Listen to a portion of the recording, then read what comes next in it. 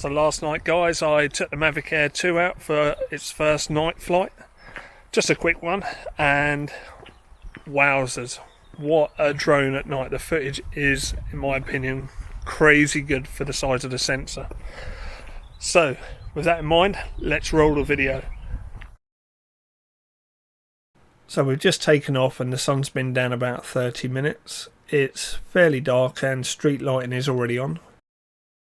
I have set the ISO to 800 and shutter speed of 60. I'm recording at 4K 30 frames per second and have deliberately chosen this spot for its low light. Now I'm going to try and set the camera as close to what I'm actually seeing, and currently this is a little too dark. Let's tilt the camera down so we can have a good look at the ground and around. I don't want to keep up in the ISO as that is more than likely going to add more noise to the image, so let's lower that shutter speed a tad. 1/40th is about right to what I'm seeing.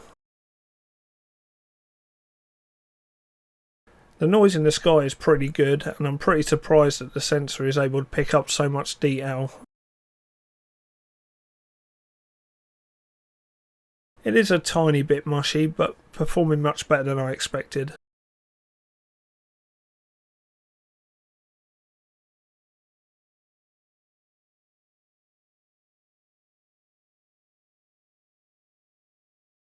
Okay, I've changed location and it's now approximately 1 hour since sunset.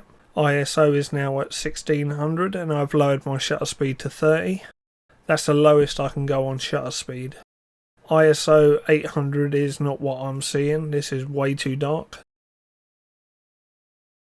3200 is too bright and 6400 is overkill.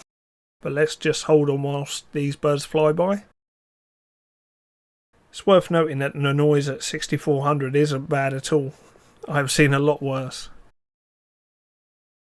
3200 is a tad too bright for the scene, but it's the closest setting on the drone, so we'll have to stick with this. Noise isn't too bad at all. Image is looking a tad more soft and mushy, but the environment is extremely low lit.